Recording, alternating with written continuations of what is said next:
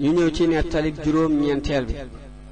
am na ku mas a wax sëriñ Tuuba xaadalahu law maxtaara lahoo doyloo gi ñu la doyloo daafar juleetuñu yu bari defatuñu ko. sëriñ bi ni dënn bam yàgg mu ni ko bu ngeen demee ni ngeen ca boole bàyyi lekk ak naan siiw na. kon doyloo mooy ki nga doyloo li mu lay digal nga di ko def, li mu lay tere nga di ko bàyyi. waaye ku doyloo waay te la mu lay digal defoo ko, la mu lay tere bàyyi woo ko, daa mel ni doyloo woo ko.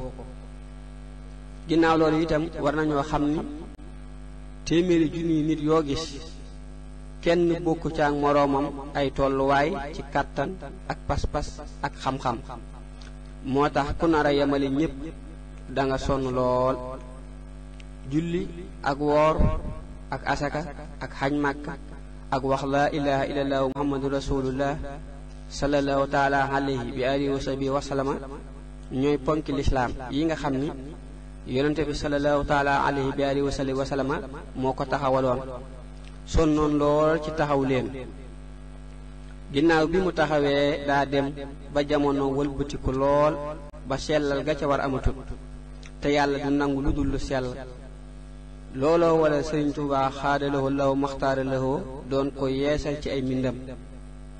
bi ko ci yàlla dimbalee itam ñépp xam nañu dimbale na ko ci, ndax yokk na sunu wéetal yàlla lool.